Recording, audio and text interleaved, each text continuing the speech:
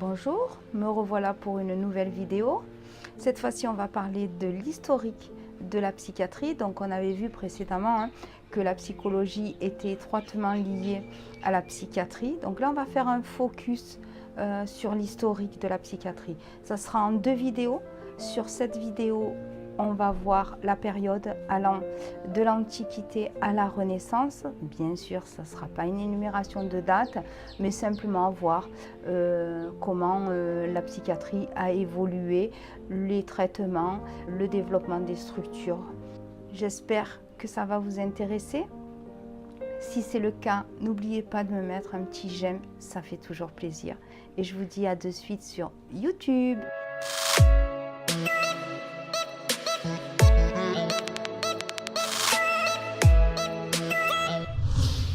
Bien, donc on va commencer sur l'histoire de la psychiatrie. Peut-être en aparté, simplement vous dire pourquoi la psychiatrie.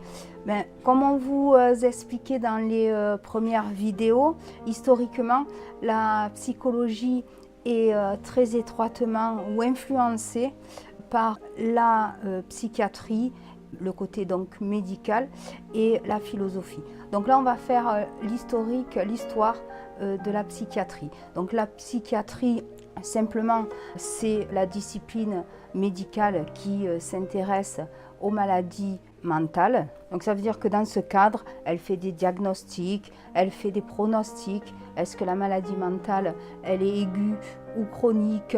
Elle va faire les prescriptions thérapeutiques ou médicamenteuses et s'intéresse également à la prévention des maladies mentales. Donc on est là pour situer la période dans l'Antiquité. On est en Égypte et la maladie mentale, en fait, ça reste la préoccupation des prêtres médecins avec des méthodes de traitement divinatoires et des incantations. Le but ici, c'est de chasser les démons ou de les calmer. Les Égyptiens vont aussi découvrir ce que les Grecs appelleront plus tard l'hystérie. Alors à cette époque, on considère que l'hystérie, c'est en fait une malposition de l'utérus et que ça doit être traité par des fumigations. On va s'intéresser aussi aux Hébreux qui, eux, considèrent que la santé est un bien divin et que donc, si on est malade, c'est parce qu'on a été dans le péché. Et donc la folie, c'est pour punir les péchés. On est en Grèce antique, où là on considère que la maladie physique et la maladie mentale, c'est en fait la même chose. Et que les deux passent par des traitements somatiques, donc c'est-à-dire physiques. Hippocrate va être le premier à reconnaître que le cerveau est en fait l'organe le plus important. Jusqu'à présent, on considérait que c'était le cœur. Il va être donc à l'origine de la théorie des humeurs qui considère qu'en fait, il faut un équilibre des fluides pour avoir un équilibre des humeurs. Les fluides, c'est bien sûr le sang, la bile, etc., les fluides qu'on a dans le corps. Et c'est à travers cet équilibre-là qu'on aura un équilibre des humeurs. Donc du coup, pour lui, la folie, elle se traite par l'alimentation, avec cette notion donc d'équilibre, et les médicaments.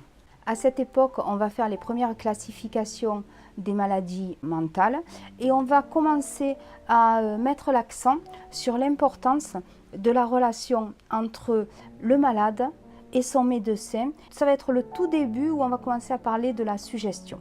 Du côté de Rome, on est sur l'essor du christianisme et donc on va, comme chez les Hébreux, assister à un retour des démons et la maladie est considérée comme une punition des péchés.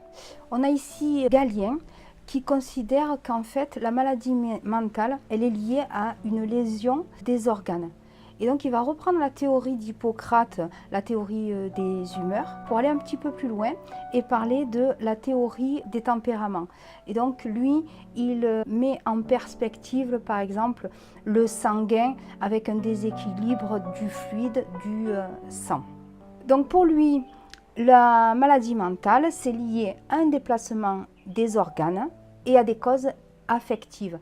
Et donc il va préconiser des traitements spécifiques qu'on connaît à l'heure actuelle, qui sont les bains, les massages, la musique.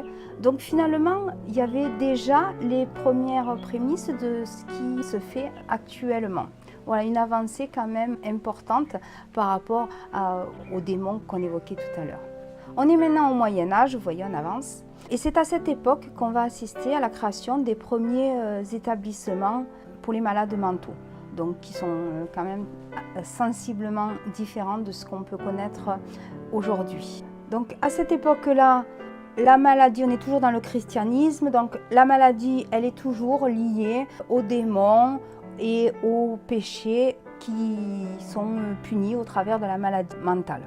Donc là, on va assister au premier procès sur la sorcellerie, les exorcismes et à l'exclusion et à la marginalisation en fait des fous où finalement le seul traitement qui existait à cette époque, eh ben, c'était ce qu'on connaît sous le nom de peine de réclusion. Donc du coup, ils sont emprisonnés, ils sont écartés de la société et puis finalement, ils deviennent des vagabonds.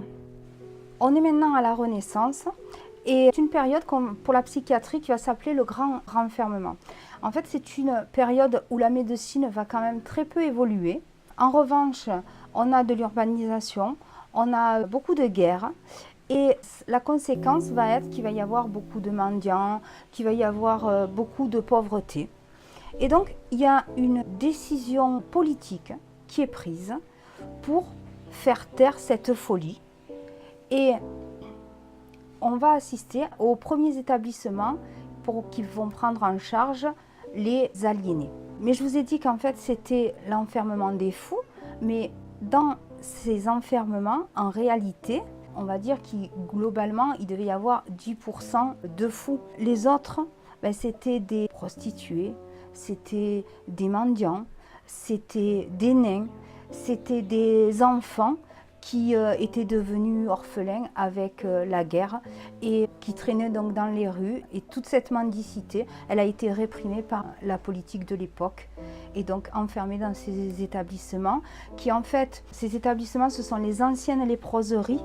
Donc on n'est pas encore sur l'hôpital et ce sont des bâtiments qui sont en très mauvais état. Il y a eu la guerre, ils n'ont pas été entretenus et donc les conditions, je dirais pas de détention puisque c'est pas vraiment comme ça que c'était présenté, même si ça s'en approche quand même beaucoup. Les conditions de vie dans ces établissements, c'est de la promiscuité, c'est un manque d'hygiène totale, ça va même aller jusqu'à de l'exploitation. On a de la main-d'œuvre ici qui est pas chère. Et voilà ce que va être la grande période de l'enfermement. À la fin de la période de la Renaissance, on va assister à la création des premiers groupes hospitaliers. Donc il va y avoir la Salpêtrière par exemple, qui va prendre en charge les aliénés. C'est ainsi qu'on appelait les fous précédemment. Voilà, on vient de terminer la vidéo sur l'historique de la psychiatrie. J'espère que ça vous a plu. Si c'est le cas, n'oubliez pas de me mettre un petit j'aime et je vous dis à bientôt.